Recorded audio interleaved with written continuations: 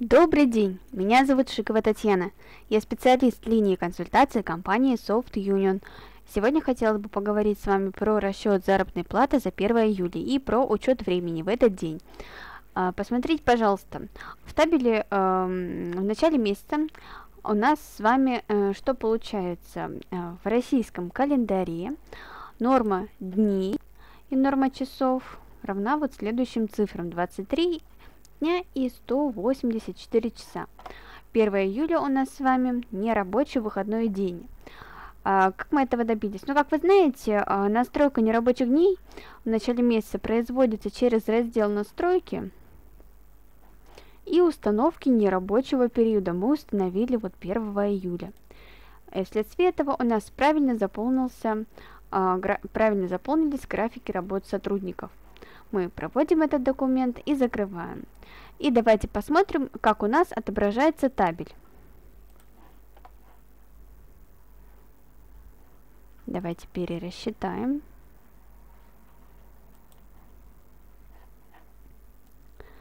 И вот что у нас получается.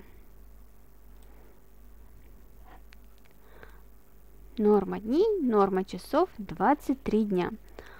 У нас есть здесь настройка.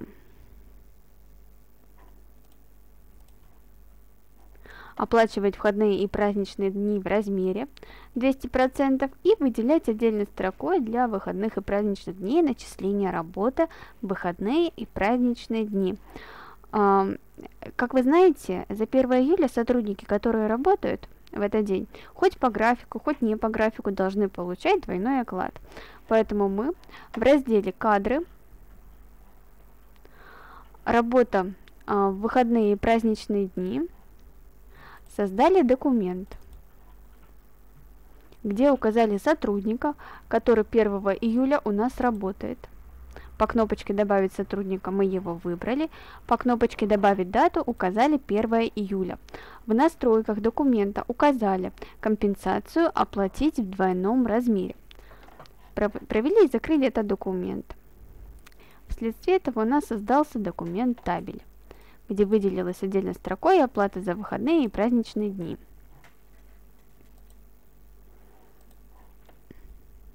Вот, пожалуйста.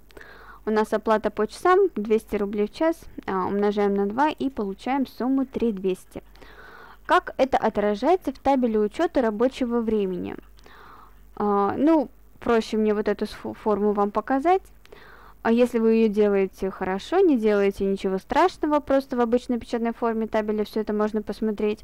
Но здесь мы можем посмотреть, что сотрудница Мелькова Анна Борисовна, она не работала 1 июля. 1 июля у нас отмечен по норме времени как нерабочий день. И у нее встало время ОН. Сотрудник Сидоров. У него бы здесь была явка, если бы мы не вводили ему доплату за работу в выходные и праздничные дни. Но так как мы ее ввели, табель учета рабочего времени 1 июля отображается как РВ. Ну, вот такой вот порядок заполнения табеля по этим дням. Больше, собственно говоря, ничего здесь не нужно делать.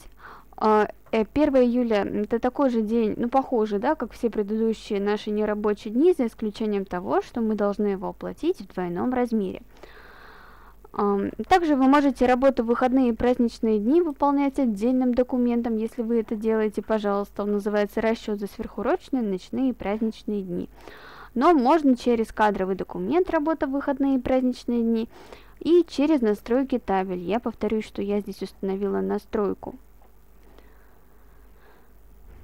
Выделять отдельной строкой для выходных и праздничных дней начисления. У меня галочки немножко подвисают. Сейчас вот так и вот так.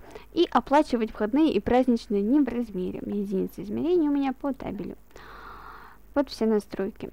Теперь хотела бы поговорить про расчет заработной платы за 12 июля, а если быть точнее за 13, да, которая у нас будет выходным днем у Белгородской области.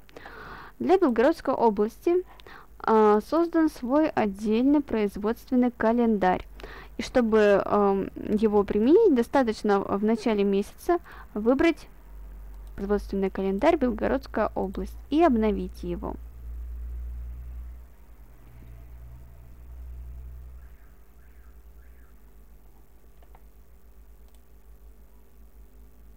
Угу. И еще думает.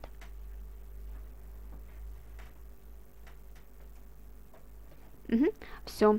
Норма дней у нас уменьшилась. 12 у нас выпадает на выходной день, переносится на понедельник. И из-за этого дня в Белгородской области норма времени сокращается. Вот, если бы так было 23 дня по календарю, да, который общероссийский, а если по Белгородской области, то норма дней сокращается. И в табеле учета рабочего времени этот день будет обозначен как выходной. Вот, ну и дальше все как обычно, то есть здесь больше никаких изменений нет по расчету зарплаты за этот день. Вот, естественно, заработная плата сохраняется, она не уменьшается из-за этого дня. Вот, ну и, собственно говоря, все. Если есть у вас какие-то вопросы, пожалуйста, задавайте их в комментариях под видео, ставьте лайки, подписывайтесь на канал. Если я вдруг что-то упустила, напомните, пожалуйста, я вам отпишусь, если вдруг имеет место быть такое событие. Ну и все. Спасибо вам за внимание. Всего доброго.